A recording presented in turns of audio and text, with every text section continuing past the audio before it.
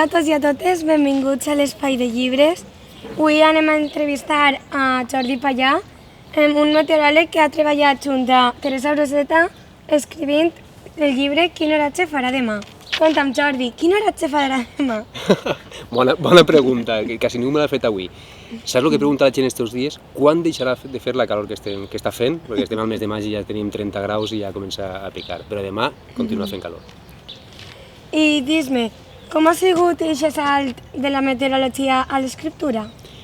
Realment jo no he escrit el llibre, l'he coescrit amb Teresa Broseta, que és una gran escriptora de literatura només infantil, sinó també d'adults, i parlant un dia en la gent de Bromera, el meu amic Ossal, va dir que estaria bé fer un llibre de meteorologia.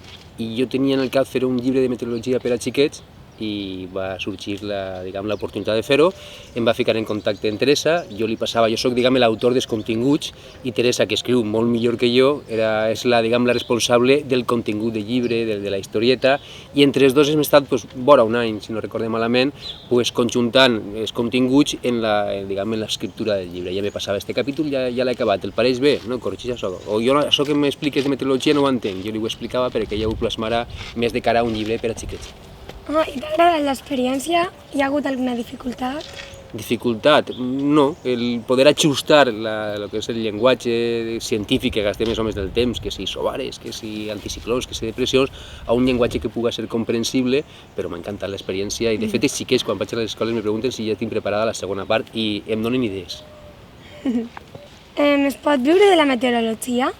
Jo tracte de viure de la meteorologia i de fet estic vivint de la meteorologia i és un plaer perquè el passes el dia mirant al cel i sempre hi ha coses xules que veure. Però t'haurà passat alguna vegada que has anat a la platja en roba d'estiu i plovia?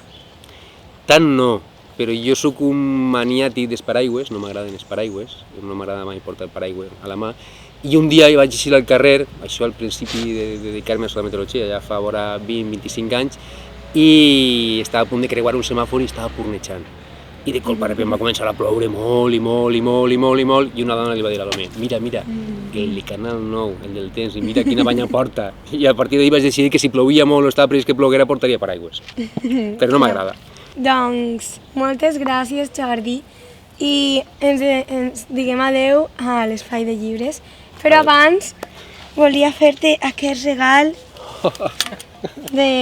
Caramba, doncs moltíssimes gràcies i tot i que no m'agraden els paraigües, segurament que el portaré en el cotxe per alguna emergència o alguna cosa, segur que el portaré. Sí. Moltíssimes gràcies. Adeu. Adeu. Automàtic. Sí. Això són els millors. Sí, vols dir? Sí.